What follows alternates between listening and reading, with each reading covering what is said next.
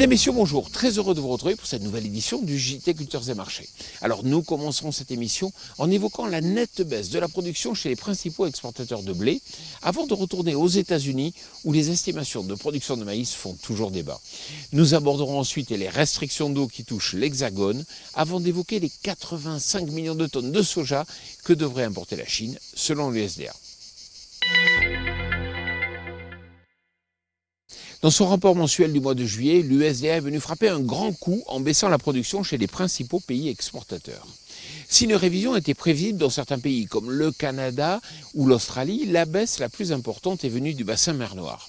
En effet, alors que les analystes privés affichent une moyenne proche des 76 millions de tonnes, le ministère américain a quant à lui publié une production à 74,2 millions de tonnes, soit près de 4 millions de tonnes de moins que le mois précédent.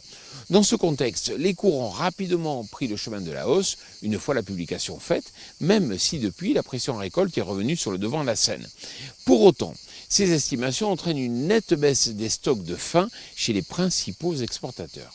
Si on en reste là, ces derniers s'afficheraient à 60,8 millions de tonnes, soit sur les mêmes niveaux que l'an dernier. Rappelez-vous, l'année dernière, les cours du blé s'étaient négociés durant plusieurs mois au-dessus des 200 € la tonne. À suivre donc. La saga n'en finit plus sur les maïs américains et les estimations de l'USDA prêtent à débat. Alors, dans son dernier rapport, le ministère s'est aligné sur le chiffre issu du sondage réalisé en juin, à savoir 91,7 millions d'acres de maïs semés. En conservant un rendement à 166 boisseaux par acre, la production américaine est donc projetée à 352 millions de tonnes. Rendez-vous compte, c'est 5 millions de tonnes de plus que le mois dernier, alors que tous les analystes révisent à la baisse leur production. Difficile donc de croire en ces chiffres, d'autant plus qu'une vague de chaleur s'abat sur la Corn Belt au moment où les maïs entrent dans la phase critique de la floraison. Si cela perdure, le potentiel de rendement pourrait être davantage dégradé, de quoi définitivement rendre désuet le chiffre optimiste de l'USDA. Vous le savez, les départements placés en zone rouge et donc en restriction d'eau s'accumulent dans l'Hexagone. En effet, le manque de précipitations au printemps aura empêché le bon remplissage des nappes phréatiques qui, de ce fait, sont à un niveau modérément bas selon le Bureau de recherche géologique et minière. Dans ce contexte, et au vu des prévisions météo toujours sèches, les cultures de printemps comme le maïs, le tournesol et les pommes de terre ou encore les betteraves pourraient nettement souffrir.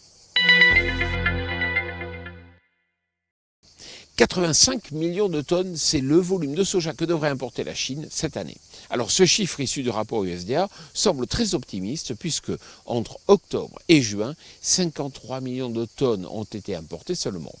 Ainsi, pour atteindre l'objectif, l'Empire du Milieu devrait contractualiser près de 10,5 millions de tonnes par mois jusqu'à la fin de la campagne, ce qui serait du jamais vu.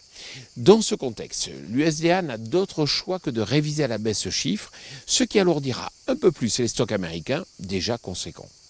Voilà, je vous le dis chaque semaine, si vous recevez un email qui vous informe de la mise en ligne de ce JT, bien sûr, n'hésitez pas à le transférer à tous vos amis, à tous vos collègues. Cela nous aide à mieux faire connaître notre émission. Voilà, le JT arrive à sa fin, alors on va prendre quelques semaines de congé. On vous retrouve le 23 août prochain, et puis d'ici là, d'excellentes moissons, bien entendu.